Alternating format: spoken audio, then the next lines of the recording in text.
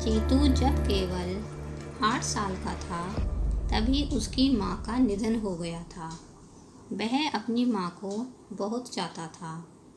पिता सोहन उसकी देखभाल बड़े ही प्यार से कर रहा था। फिर भी अक्सर वह पिता से कहता रहता था, पापा मुझे माँ चाहिए।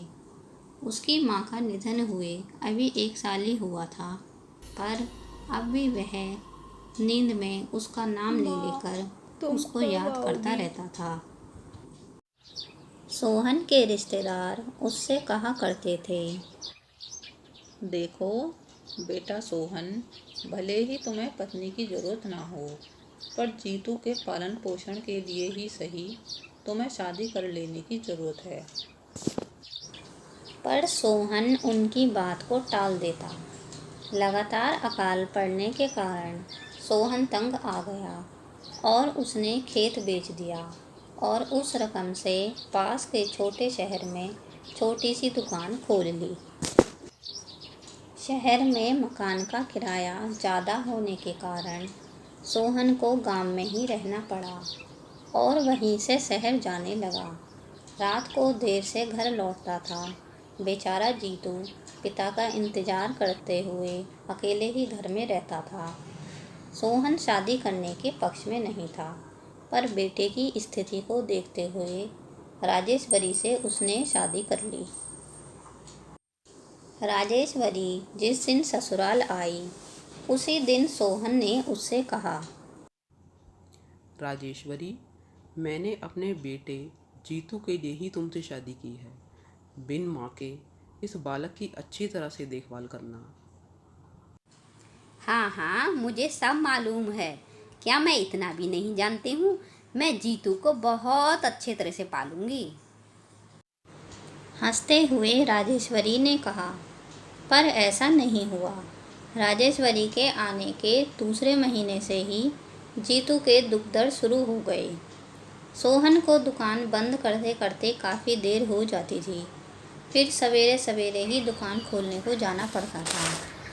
अब सोहन हफ्ते में एक ही बार घर आने लगा। सोहन की गैर हाजिरी में राजेश्वरी घर का सारा काम जीतू से ही कराने लगी।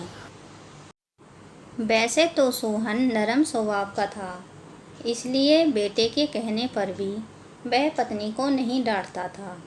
राजेश्वरी इसका पूरा पूरा फ़ायदा उठाती थी। वह जो चाहती थी वही करने लगी। एक दिन सुबह उसने जीतू के हाथ से किताबें छीन ली और कहा, क्या करेगा पढ़ लिख कर? कहीं का कलेक्टर बनेगा क्या? तुझे खिलाने पिलाने में बहुत खर्च होता है। तेरी पढ़ाई से और भी खर्च बढ़ जाएगा। तेरे पिता इतनी मेहनत से कमाते हैं और फिर भी हमारे खर्चे पूरे नहीं हो पाते। आज से तेरी पढ़ाई लिखाई बंद। आज से तू जंगल जाएगा और जंगल से सूखी लकड़ियां बटोर कर लाएगा, जो रसोई घर में खाना बनाने के काम आएंगी। यह सुनकर जीतू बहुत दुखी हुआ, क्योंकि वह पढ़ना चाहता था। सौतेली माँ के इस व्यवहार से वह रो पड़ा। उसने कहा, नहीं माँ, मेरी पढ़ाई बंद मत करो। मैं शाम को स्कूल से आने के बाद लकड़ियाँ ले आऊँगा। जीतू गिड़गिड़ाता रहा, लेकिन राजेश्वरी ने उसकी एक न सुनी और बोली, शाम को लकड़ियां लाएगा या घर का काम करेगा? चुपचाप जंगल जा और जैसा मैं कहती हूँ वैसा ही कर, वरना आज से तुझे खाना नहीं मिलेगा। राजेश्वरी ने ज़बरदस्ती उसे जंगल भेज दिया। जीतू दोपहर तक जंगल पहुंचा। उसने सूखी लकड़ियां बटोरी और घर की ओर चल पड़ा। उसे लौटते हुए अंधेरा हो गया। राजेश्वरी ने उसे डांटते हुए कहा, इतनी देर में तुझे इतनी सी लकड़ियां मिली हैं? कहाँ रह गया था? अब जल्दी जाके रसोई में जा और खाना बना। भूख के मारे मेरी आंतें बोल रही हैं। वैसे तो जीतू को घर का सारा काम करना पड़ता था, लेकिन उसे कोई दुख नहीं था। उसे तो दुख सिर्फ पढ़ाई बंद करने का था। एक दिन जीतू जंगल में लकड़ियां बटोर रहा था। तब झाड़ियों के बीच में उसे सोने की तरह चमकता हुआ एक पंख दिखाई दिया। उसमें से सुगंध भी फैल रही थी। उसने उस पंख को हाथ में उठा लिया अरे ये क्या है और किसका है? तभी अचानक एक परी प्रकट हुई। उस परी के सुंदर पंख थे, वे सोने की तरह जगमगा रहे थे। परी के पूछने पर जीतू ने उसे सब बता दिया। उसकी सारी बात सुनकर परी ने कहा, इतनी कम उम्र में तुम इतनी ज़्यादा तकलीफ़ें उठा रहे हो, मैं तुम्हारी मदद कर सकती हूँ। बताओ तुम्हें क्या चाहिए जीतू? मेरे पिता की कमाई बहुत कम है, इसलिए मुझे मेहनत करनी पड़ती है, लेकिन मैं मेहनत से नहीं डरता। मुझे मेहनत करने का दुख नहीं है। दुख तो इस बात का है कि मेरी माँ ने मेरी पढ़ाई बंद कर दी। मैं तुम्हारी मदद करना चाहती हूँ। इस पंख से मेरे पंख को 3 बार छुओगे तो सोने के सिक्के गिरेंगे। इनसे तुम्हारी गरीबी दूर हो जाएगी और तुम्हें कष्ट झेलना नहीं पड़ेगा और तुम आराम से पढ़ लिख सकते हो। जीतू बहुत खुददार लड़का था। उसने परी से सोने के सिक्के लेने को मना कर दिया। नहीं परी देवी, मैं मेहनत से कमाना चाहता हूँ। मुझे गरीबी का दुख नहीं, मैं पढ़ना चाहता हूँ। इसलिए मुझे तुम्हारे सोने के सिक्के नहीं चाहिए। लेकिन मुझे एक बात समझ में नहीं आती कि आप मुझे पहले क्यों दिखाई नहीं दी। जीतू की बातों को सुनकर परी बहुत प्रसन्न हुई और बोली, इस जंगल में यह पंख जिसके पास होता है, मैं उसे ही दिखाई देती हूँ, किसी अन्य को नहीं। अगर तुम्हें सोने के सिक्के नहीं चाहिए तो ठीक है, जब तक तुम लकड़ियाँ बटोरोगे तब तक मैं तुम्हारे साथ ही रहूँगी और अपने पंखों को हिलाऊंगी, जिसकी सुगंधित हवा से तुम्हारी सारी थकावट दूर हो जाएगी। जीतू ने लकड़ियाँ इकट्ठी कर ली और जैसे ही वह जाने को तैयार हुआ, परी एक सुंदर पक्षी के रूप में बदल गई। जीतू, मेरी पीठ पर बैठ जाओ, मैं तुम्हें तुम्हारे घर तक जल्द ही पहुंचा दूंगी। इस पंख को सुरक्षित रखना और ध्यान रखना कि इसे कोई देखे ना। अगर तुमने इसे खो दिया तो मैं तुम्हें दिखाई नहीं दूंगी। फिर जीतू चिड़िया की पीठ पर बैठ गया और थोड़ी ही देर में वह घर पहुंच गया। उसे देखते ही राजेश्वरी ने कहा, अरे आज तो बड़ी जल्दी घर आ गया। चल जल्दी रसोई में जा और रसोई का काम निपटा। जीतू कुछ ना बोला और अंदर चला गया। जीतू परी के पंख को अपने कपड़ों में छिपा कर रखता था। रात को सोने से पहले तकिए के नीचे रख देता था। जंगल जाते ही पंख निकालता, तभी परी प्रकट हो जाती थी। परी की बातें सुनते हुए लकड़ियाँ बटोरता था। परी हर रोज़ उसे घर के आंगन में उतार देती थी। एक दिन जीतू परी का पंख लेना भूल गया और जंगल चला गया। राजेश्वरी जब चादर निकाल रही थी, तभी उसने पंख को देख लिया जो सुगंध फैला रहा था। उस पंख को देखते ही राजेश्वरी की आंखें चौंधी आ गईं। उसने उस पंख को अपने पास रख लिया। शाम को जैसे ही जीतू घर आया, राजेश्वरी ने बेसन के लड्डू बनाए और उसे खिलाते हुए बड़े ही प्यार से कहने लगी, घर के लिए कितनी मेहनत कर रहा है मेरा बेटा। अपने आंचल से तेरा सारा पसीना पोंछ देती हूँ। माँ के हाथ से लड्डू ना खाएगा? ले खा ले।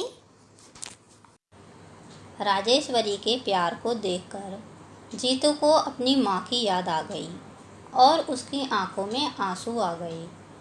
यही सही मौका समझकर राजेश्वरी ने जीतू को सोने का पंख दिखाते हुए पूछा, यह पंख तेरे तकिए के नीचे कहाँ से आया बेटा? जैसी भी हूँ तो तेरी माँ, तो फिर मुझसे छिपाने की क्या ज़रूरत है? बता, तुझे ये पंख किसने दिया? जीतू ने राजेश्वरी को सारी बात बता दी।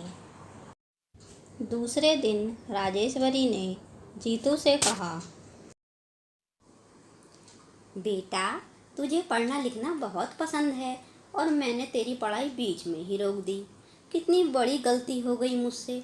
आज से घर का सारा काम मैं कर लूँगी, तू बस स्कूल जाना और मन लगा के पढ़ाई करना।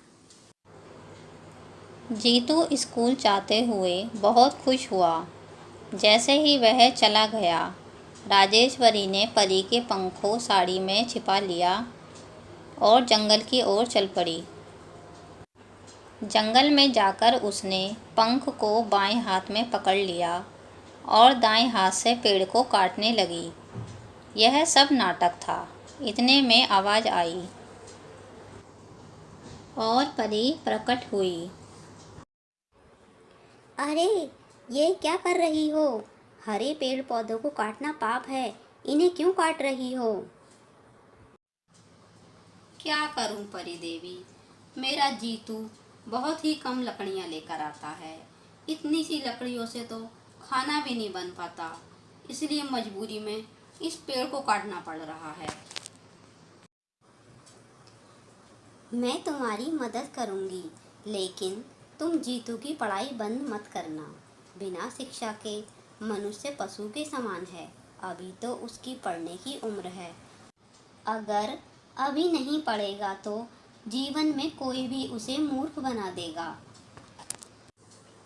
जरूर पढ़ाऊंगी परी देवी, जो मदद करना चाहती हो जल्दी करो।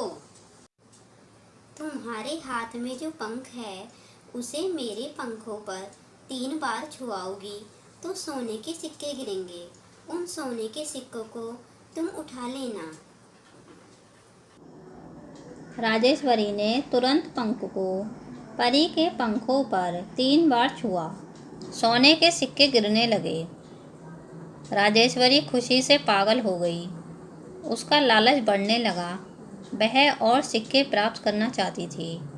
उसने फिर से ऐसा करना चाहा, लेकिन परी ने उसे रोका। रुक जाओ, यह तुम क्या कर रही हो? दिन में केवल 1 बार ही यह सिक्के गिरते हैं। यह कहकर परी अदृश्य हो गई। राजेश्वरी सिक्कों को लेकर घर आ गई। रात भर वह अमीर बनने के सपने देखने लगी। सुबह होते ही वह फिर से जंगल चली गई। उसने पंख को हाथ में उठाया, तभी परी प्रकट हुई। तुम फिर से क्यों आई हो? कल ही तो मैंने तुम्हें सोने के सिक्के दिए थे।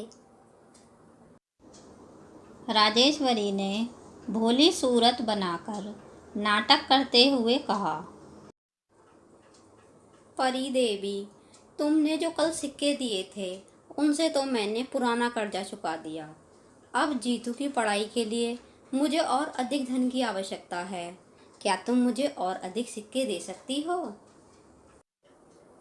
तुम परेशान मत हो राजेश्वरी। इस पंख से मेरे पंखों को 3 बार छुओ, तुम्हें और सोने के सिक्के मिल जाएंगे। ऐसा करने से सोने के सिक्के गिरने लगे। राजेश्वरी ने उन्हें पोटली में बांध लिया और कहा, परी देवी, मैं इस तेज धूप में नहीं चल सकती, मुझे घर तक छोड़ दो। परी एक सुंदर चिड़िया के रूप में बदल गई और राजेश्वरी को अपनी पीठ पर बैठाकर उड़ने लगी। राजेश्वरी इसी मौके की तलाश में थी कि जैसे ही परी चिड़िया के रूप में आएगी, वह झट से कुल्हाड़ी से उसके पंख काट देगी और सोने के सारे सिक्के बटोर लेगी। पर ऐसा नहीं हुआ। जैसे ही उसने कुल्हाड़ी से चिड़िया के पंख काटने चाहे, वह चिड़िया गायब हो गई और राजेश्वरी ऊपर से नीचे गिर गई।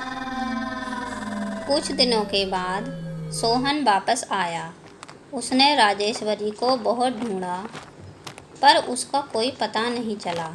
उसने गांव का मकान बेच दिया और जीतू को अपने साथ शहर ले गया। शहर के ही एक स्कूल में उसने जीतू का एडमिशन करा दिया। जीतू अक्सर परी को याद करता था। इस पर सोहन ने उससे कहा, बेटा, तुम परी की बताई अच्छी बातें याद रखो और खूब मन लगाकर पढ़ाई करो और एक अच्छा इंसान बनकर दिखाओ। ठीक है पापा, मैं बहुत मेहनत से पढ़ाई करूँगा। इस प्रकार राजेश्वरी को उसके कर्मों का फल मिल गया और सोहन अपने बेटे जीतू के साथ खुशहाल जिंदगी जीने लगा।